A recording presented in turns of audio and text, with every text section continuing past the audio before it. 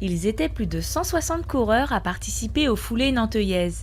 Organisée par la municipalité, cette 9e édition s'inscrit depuis sa création dans la politique de la ville. Nanteuil est une ville sportive qui accueille déjà beaucoup d'associations sportives et dans le panel de nos sports, pour les gens qui font du sport au quotidien, on avait besoin de cette course et on a remis à l'ordre du jour cette course qui traverse tout Nanteuil avec les difficultés géographiques qu'il y a. Selon la boucle choisie, les adhérents professionnels ou amateurs ont effectué 5 ou 10 km au travers de la ville. Un parcours sur route qui n'est pas toujours uniforme. Cette course nécessite également de nombreux bénévoles du comité des fêtes et du conseil municipal qui accompagnent les sportifs tout le long du circuit. Une telle organisation suscite plusieurs mois de préparation.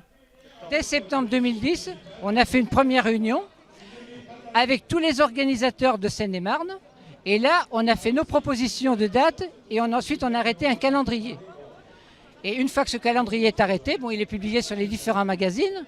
Et ensuite, nous, chaque organisateur doit ensuite faire un dossier à la sous-préfecture dans les 2 mois qui précèdent l'organisation, s'assurer qu'il y aura une équipe pour le classement informatique, s'assurer qu'on aura la présence de la Croix-Blanche, s'assurer, commander des t-shirts pour les avoir pour les récompenses, acheter des coupes, qu'est-ce que j'oublie encore, avoir une équipe de bénévoles. Les 10 km sont inscrits dans le challenge de Seine-et-Marne. C'est donc une course qui permet aux licenciés d'être classés. Cette année, c'est en 35 minutes et 24 secondes que Franck Lejeune a remporté cette compétition.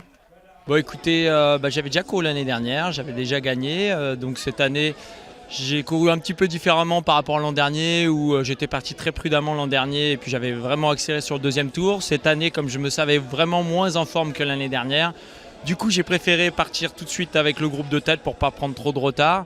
Et puis, je connaissais très bien mes 2 partenaires d'échappée et je savais très bien qu'au finish, j'étais meilleur qu'eux. Donc, c'est ce que j'ai attendu la fin de course pour placer une accélération. Ça pourrait être presque une petite course de montagne parce que ça monte et ça descend sans arrêt, quoi. Il y a très peu de plat, donc c'est sûr que c'est un effort qui est différent des courses sur route habituelles.